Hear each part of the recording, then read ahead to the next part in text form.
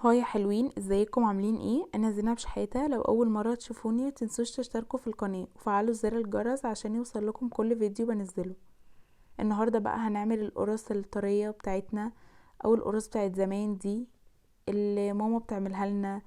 بجد بتكون حلوة قوي في الشتاء، كمان هو وقتها بيكون في الشتاء كده مع كوباية شاي بلبن او كوباية شاي. حقيقي دي المنقذة في جوع يعني الشتاء كده بالليل. عملناها بطريقة سهلة جدا وكمان طرية من جوه. بجد وصفة ناجحة يعني حقيقي. جميلة قوي، ابهرتني. بصوا القلب بتاعها عجينة زي القطن، حقيقي كانت تحفة. يلا نشوف الطريقة الحلوة دي. معايا كيلو من الدقيق، عليه رشة ملح، ومعايا معلقة صغيرة من البيكنج باودر، ومعايا نص كوب من السمسم. سمسم يعني ده سمسم متحمص. ومعايا معلقتين كبيرة من الخميرة الفورية، ومعايا 5 معالق كبيرة من السكر، ومعايا كمان نص كوب من القشطة. انا كان عندي لبن اخدت الوش بتاعه كده، ومعايا كوبايتين من اللبن، و250 جرام من الزبدة. انا عملت خليط من الزبدة والسمنة والزيت. ممكن تعملوا من السمنة والزيت بس، ممكن تستخدموا سمنة بس، يعني براحتكم. بس السمنة والزبدة بيخلوا ليها طعم حقيقي تحفة. انا اخدت 250 جرام يعني كوباية. لو المعيار بتاعكو كوباية من المج ده 250 جرام. هنا بقى جبت طبق وضفت اللبن والسكر والخميرة، كمية من اللبن نص كمية اللبن والسكر والخميرة، وسبتهم مع بعض كده عشان يعني الخميرة تشتغل. هنا بقى المكونات الجافة، ضفت السمسم على الدقيق وكمان البيكنج باودر، وقلبتهم كده مع بعض، سبتهم يكونوا جاهزين عبال ما الخميرة تعمل فقاعات كده، او نسيبها تشتغل مع الحليب شوية. في طبق بقى هنزل بالدقيق ده بالكمية كلها، وبكمية الزبدة كلها او الزيت والزبدة زي ما تحبوا.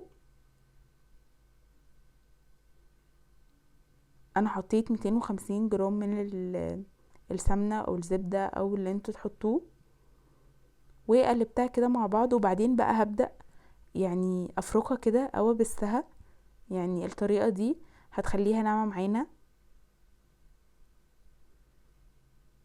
لحد ما كل حباية من الدقيق يعني تتغلف كده بالسمنة بتاعتنا. حوالي 3 دقايق بس وخلاص كده. ده بقى اللبن والخميرة والسكر بتاعتنا. هنضيفها وهنضيف عليها القشطة او الوش اللي انا اخدته من اللبن ده. وبعدين هضيف بقى اللبن وهبدأ اعجن. مش عاوزين نعجن فيها كتير، احنا يدوب بس يعني نخلط المكونات الجافة مع الحليب وكده. مش عاوزين نعجن فيها كتير عشان الجلوتين بتاع الدقيق يعني ما يتنشطش وتبقى معانا بتمط كده. كل ما نحس ان هي يعني عاوزة او ناشفة هنحط لها لحد ما نخلص كمية اللبن. انا اخدت معايا من 2.5 ل3 كوبايات اللبن بالقشطة. شوفوا انتوا ممكن تاخد معاكوا 2.5 بس. طبعا القشطة اختياري، مش عاوزين تضيفوها خلاص ضيفوا اللبن بس. كده العجينة اتلمت معانا وبقت يعني بقت طرية. هنسيبها بقى تخمر. ممكن بقى تاخد ساعة ونص او ساعة على حسب. كده بعد ما خمرت معانا وحجمها اتضاعف، بصوا شكلها حقيقي كان شكلها حلو قوي، وكمان ريحتها كانت حلوة، يعني ريحة الخميرة مع السمنة كده حقيقي كانت ريحتها تحفة. هنبدأ بقى نقطعها. هنقطعها بالحجم يعني اللي انتوا عاوزينه عادي. انا مش بحب اخليها كبيرة قوي ولا صغيرة قوي، لا يكون حجمها يعني حجمها حلو كده. انا بقطعها كده.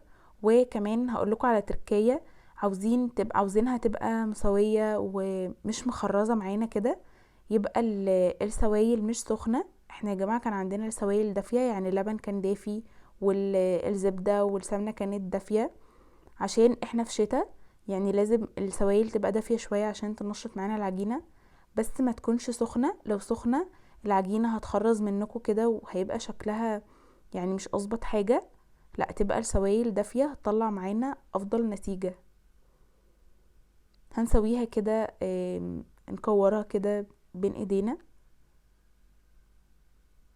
وحقيقي سهلة، هي سهلة التشكيل قوي.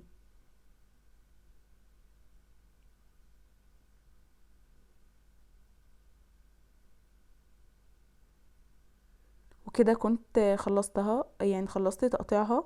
هسيبها بقى ترتاح حوالي نص ساعة وحجمها يعني يزداد شوية او تخمر للمرة التانية، هي نص ساعة بس او تلت ساعة.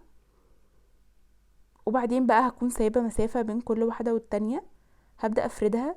بس مش عاوزة افردها قوي، لا، انا بحبها بصراحة، بحبها تكون تخينة شوية، مش بحبها مفرودة قوي عشان لما تستوي ترتفع معايا كده، واحس ان هي يعني يعني فيها كده عجينة. انا بحبها تخينة شوية. هو كده كانت الحجم المناسب بالنسبة لي. دخلتها بقى الفرن، هو فرن متسخن على حرارة 200، واول ما دخلتها نزلت الحرارة ل170، اخدت ربع ساعة. ولو الفرن بتاعكم مش مثلا مش بيخلي ومش بيحمرها من فوق وتحت، ممكن تشغلوا الشواية، بس ما تنسوهاش زي كده عشان انا نسيتها. فخلوا بالكم. بصوا شكلها حقيقي كان شكلها حلو قوي. اخدت ربع ساعة بس في الفرن على حرارة 170، وولعت الشواية في اخر 3 دقايق. وخلوا بالكم، بس التسوية حقيقي كانت رهيبة. انا كيلو دي معايا عمل معايا الكمية دي، ما شاء الله يعني.